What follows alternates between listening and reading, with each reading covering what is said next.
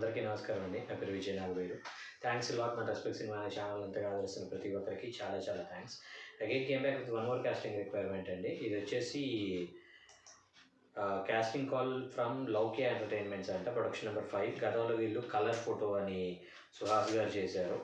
అలాగే బెజుర్లంక 2012 అని మూవీ కూడా చేశారంట. సో ఈ రెండు మూవీస్ చేసిన ప్రముఖ నిర్మాణ సంస్థ ఏదైతే ఉందో వాళ్ళు మరొక సినిమా చేయబోతున్నారంట. ప్రొడ్యూసర్ గారి పేరు వచ్చేసి రవీంద్ర బెనర్జీ ముప్పనేని అంట. ఈ సినిమాలో నటించడానికి తెలంగాణ యాస తెలిసిన అన్ని వయసుల ఆడోళ్ళు మగోళ్ళు కావాలి. ఓ 2-3 ఎడిట్ చేయని ఫోటోలతో ఓ నిమిషం వీడియో చూద్దా పంపుడ్రి అని వీళ్ళు ఎగ్జాక్ట్లీ ఏ యాక్సెంట్ అయితే కావాలో ఆ యాక్సెంట్ ప్రకారం వాళ్ళు ఇక్కడ ఇచ్చారండి. కాబట్టి మీరు తప్పకుండా వాళ్ళని అప్రోచ్ అయ్యే ప్రయత్నం అయితే చేయండి. సో యాది పెట్టుకోండి, ఫోన్లు చేయకుండ్రి, టిక్టాక్ వీడియోస్ రీల్స్ పంపుకుండ్రి అని అన్నారండి. సో వాళ్ళకి దయచేసి ఫోన్లు చేయొద్దు, టిక్టాక్ వీడియోస్ పంపించకుండా మీ యాక్టింగ్ పర్ఫార్మెన్స్ ఏదైతే ఉందో దానికి సంబంధించి పంపించే ప్రయత్నం చేయండి. అలాగే ఓ 3 ఫోటోలు మాత్రమే పెట్టే ప్రయత్నం అయితే చేయండి. సో ఇంకా రిక్వైర్మెంట్ ఉన్నట్లయితే వాళ్ళే ఫోటోలు అడుగుతారు. So getting back to the మన సబ్స్క్రైబర్లు అడిగిన ప్రతి ప్రశ్నకి సమాధానం చెప్పడం అనేది మన బాధ్యత. కాబట్టి మన సబ్స్క్రైబర్లు ఏం అడుగుతున్నారంటే, సార్ మీరు పెట్టిన కాస్టింగ్ కాల్స్ కావచ్చు, డిఫరెంట్ సోషల్ మీడియా ప్లాట్ఫామ్స్ ద్వారా నేను చూస్తున్న కాస్టింగ్ కాల్స్ కావచ్చు, వాటన్నిటికీ అప్రోచ్ అవుతున్నాను సార్. కానీ majority of the casting calls ఎవరైతే పెడుతున్నారో వాళ్ళు రిప్లై కూడా ఇవ్వట్లేదు సార్ అని అడగటం జరిగిందండి. దానికి రీజన్ ఏమై ఉండొచ్చు అని అడగటం జరిగింది. దానికి నేను చెప్పేది ఏంటంటేనండి, ఇక్కడ సింపుల్ థింగ్ ఏంటి అంటే కాస్టింగ్ కాల్కి రిప్లై ఇవ్వకపోవడానికి కారణాలు ఏమై ఉంటాయి అనేది నేను చెప్తాను. ఇప్పుడు మోస్ట్లీ రిప్లై ఇవ్వకపోవడానికి కారణం ఏంటి అంటే మీరు ఆ పర్టికులర్ క్యారెక్టర్కి యాప్ట్ అయ్యి ఉండరు అనేది నా ఒపీనియన్. అంటే ఇప్పుడు ఫర్ ఎగ్జాంపుల్ నేను ఈ ఏజ్ గ్రూప్ నుండి ఈ ఏజ్ గ్రూప్ లోపు ఎక్స్పెక్ట్ చేస్తున్నాను, ఈ కలర్తో ఎక్స్పెక్ట్ చేస్తున్నాను అంటే ఇప్పుడు నా వరకు నేను ఏమనుకుంటాను, for example 40 to 45 Rao Ramesh లాగా ఉండాలి, 50 to 55 తనకల భరణి గారి లాగా ఉండాలి, ఒక 60+ కోటా శ్రీనివాసరావు గారిలా ఉండాలి, లేదంటే బ్రహ్మానందం గారిలా ఉండాలి అని నేను కొన్ని ఊహించుకొని పెట్టుకుంటాను. ఇప్పుడు మీరు బ్రహ్మానందం గారిలాగా ఉన్నారా లేదా అనేది చూసుకుంటాను.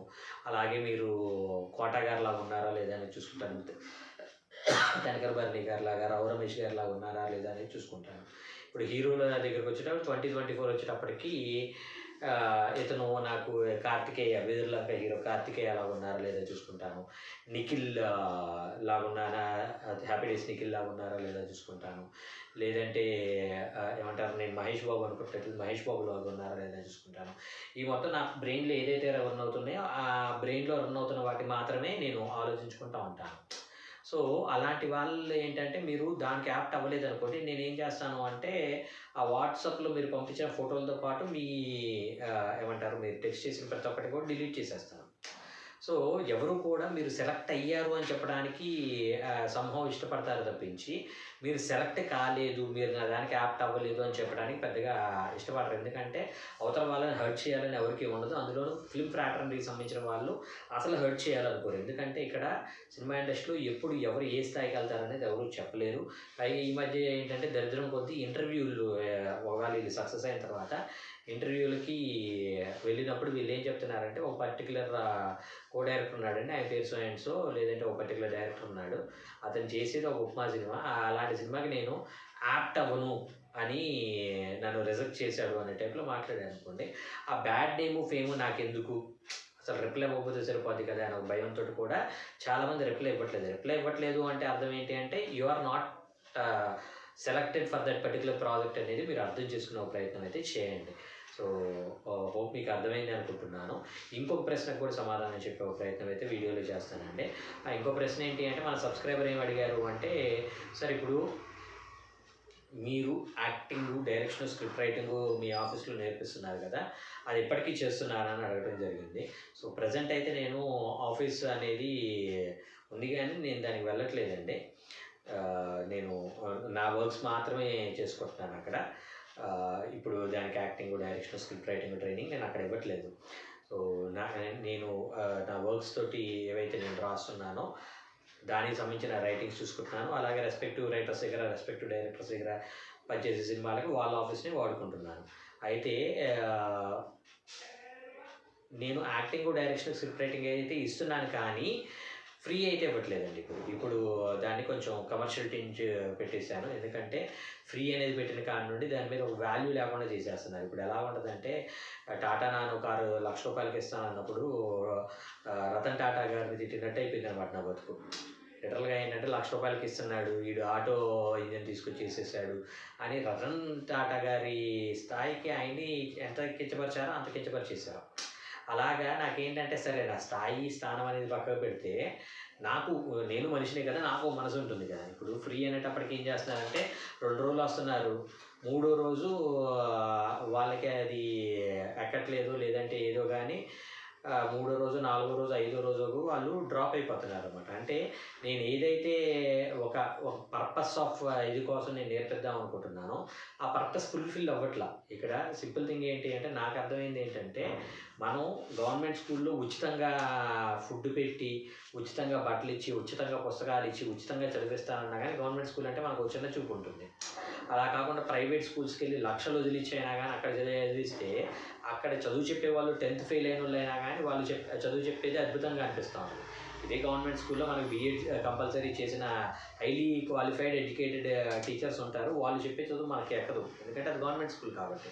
అదే ప్రైవేట్ స్కూల్‌లో 10th ఫెయిల్ అయినోళ్ళు చదువు చెప్పి వాళ్ళు లక్షల్లో ఫీజులు దోచుకోండంటే అది చాలా బావుంటది అని ఒక ఇదిలోకి చాలామంది వచ్చేస్తున్నారు కాబట్టి నేను కూడా ఏమనుకుంటున్నాను అంటే నేను కంపల్సరీ ఫీ చార్జ్ అయితే చేస్తున్నానండి. సో ఫీ చార్జ్ అనేది డిఫరెంట్ మెథడ్స్‌లో ఉంటుంది. ఒకటి ఏంటి అంటే నేను అందరి దగ్గర ఒకే రకమైన ఫీజ్ అయితే 100% తీసుకోను. ఎందుకంటే ఒక్కొక్కరి ఫైనాన్షియల్ స్టేటస్ అనేది ఒక్కోలాగా ఉంటుంది. ఇప్పుడు నా దగ్గర నేర్చుకుంటున్న ఇద్దరు రైటింగ్ నేర్చుకుంటున్నారు. వాళ్ళు ఒకళ్ళైతే 1.5 లాక్ పే చేశారు. ఇంకొకళ్ళు 1 లాక్ పే చేశారు. అతను 1.5 లాక్ పే చేశాడు కదా అని ఇతను 1 లాక్ ఏంటి నాకు అతను కూడా 1.5 లాక్ పే చేయాలని నేను అడగను. కొంతమంది ఏంటి అంటే చాలా తక్కువకి నేర్చుకుంటున్న వాళ్ళు కూడా ఉన్నారు. ఇప్పుడు వాళ్ళకేంటి అంటే ఇప్పుడు 10,000లో నేర్చుకుంటున్న వాళ్ళున్నారు, 30లో నేర్చుకుంటున్న వాళ్ళున్నారు, 50లో నేర్చుకుంటున్న వాళ్ళు కూడా ఉన్నారు. కాకపోతే 50,000 10,000, 30,000, 50,000 ఇలా నేర్చుకుంటున్న వాళ్ళున్నారు.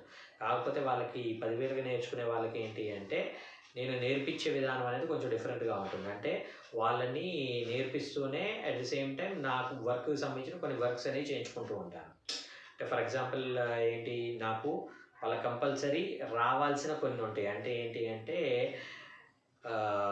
తెలుగు టైపింగ్ అనేది వచ్చుండాలి, ఓన్ ల్యాప్‌టాప్ అనేది వచ్చుండాలి. ఇలాంటి ప్రొసీడింగ్స్ ఏవైతే ఉన్నాయో నేను వాళ్ళకి ఒక కన్‌స్ట్రక్టివ్ పీరియడ్‌లో నేర్పించకుండా వాళ్ళని ఒక 1 ఇయర్ అలాగా వాళ్ళు నాతో ట్రావెల్ అయ్యేలాగా నేర్పిస్తా ఉంటాననమాట. సో, అలాగ వాళ్ళకొస్తూ ఉంటుంది. అదే ఈ 1.5 లాకు 1 లాకు అలా పే చేసే వాళ్ళకి నేనేం చేస్తున్నాను అంటే వాళ్ళకి కన్‌స్ట్రక్టివ్ పీరియడ్ అంటే వాళ్ళ టైం అనేది ఎక్కువ వేస్ట్ కాకుండా వాళ్ళకసల జిస్ట్ లైన్ అంటే ఏంటి, సినాప్సిస్ అంటే ఏంటి, సినిక్ ఆర్డర్ అంటే ఏంటి, ట్రీట్మెంట్ అంటే ఏంటి, డైలాగ్ ఆర్డర్ అంటే ఏంటి అనేది ఫుల్ ఫ్లెడ్జ్డ్‌గా నేర్పించేసి వాళ్ళ చేత ఒక 2, 3 స్క్రిప్ట్‌లు కూడా చేపిస్తూ ఉన్నాననమాట. సో, వాళ్ళకి ఏదైనా స్క్రిప్ట్స్ ఉన్నట్లయితే ఆ స్క్రిప్ట్స్ కూడా వాళ్ళ చేతే చేపిస్తూ వాళ్ళకి ఏదైనా కావాలి అంటే అక్కడక్కడ నేను రాసిస్తూ వాళ్ళకి ఒక 2 స్క్రిప్ట్స్ అనేవి బౌండెడ్ చేపిస్తున్నాను. సో, అది వాళ్ళకి ఉండే అడ్వాంటేజు. ఈ 10,000, 30,000, 50,000 కట్టే వాళ్ళకేంటంటే అలా నేను స్క్రిప్ట్స్ అనేవి చేయించను గానీ, నేను చేసే స్క్రిప్ట్స్‌లో వాళ్ళని ఇన్వాల్వ్ చేస్తూ ఉంటాను. So, these 2 are the differences, అంతకుమించి ఏమీ లేదు. సో, ఎవరైనా నేర్చుకోవాలనుకున్నట్లయితే నా కాంటాక్ట్ నెంబర్ మీ అందరి దగ్గర ఉండే ఉంటుంది. తప్పకుండా నాకు కాల్ చేసి ఒక ప్రయత్నం చేయండి. So, getting back to the casting requirement చెప్పాను కదండీ గతంలో 'కలర్ ఫోటో', 'బెదుర్లంక' అనే ఒక సినిమా చేసిన ప్రొడ్యూసర్ గారు మరొక సినిమా చేయాలనుకుంటున్నారు. సో, మీరు కూడా మీరు కూడా ఇందులో ఇంక్లూడ్ అవ్వాలి అనుకున్నట్లయితే, మీరు కూడా ఈ సినిమాలో యాక్ట్ చేయాలి అనుకున్నట్లయితే వీళ్ళ కాంటాక్ట్ డీటెయిల్స్ చెప్తాను, నోట్ చేసుకోండి. loukyatalent@gmail.com LOUKYA Loukya TALENT talent@gmail.com అనేది వీళ్ళ మెయిల్ ఐడి. అలాగే వీళ్ళ కాంటాక్ట్ నెంబర్ వచ్చేసి 9985177888. I repeat 9985177888. డిస్క్లైమర్ అనేది మీ అందరికీ తెలిసిందే కదా. పర్టికులర్ కాస్టింగ్ రిక్వైర్మెంట్‌కి నాకు ఎటువంటి వ్యక్తిగతమైన లావాదేవీలు లేవు. వీళ్ళలో ఎవరైనా మిమ్మల్ని డబ్బులు అడిగినా, మిమ్మల్ని మోసం చేసే ప్రయత్నం చేసినా దయచేసి వాళ్ళు ఇగ్నోర్ చేసే ప్రయత్నం చేయండి. ఎందుకంటే మన ఛానల్‌లో ప్రతిరోజు ఒక కాస్టింగ్ రిక్వైర్మెంట్ అనేది వస్తుంటుంది కాబట్టి ఆ కాస్టింగ్ రిక్వైర్మెంట్ ద్వారా మీ లైఫ్‌లో అద్భుతాలు జరగాలని మనస్ఫూర్తిగా కోరుకుంటున్నాను. వీడియో నచ్చిందా లైక్ చేయండి, వీలైనంత ఎక్కువ మందికి షేర్ చేయండి. ఎవరైతే సబ్స్క్రైబ్ చేసుకోకుండా చూస్తున్నారో please do subscribe. Thank you and all the best.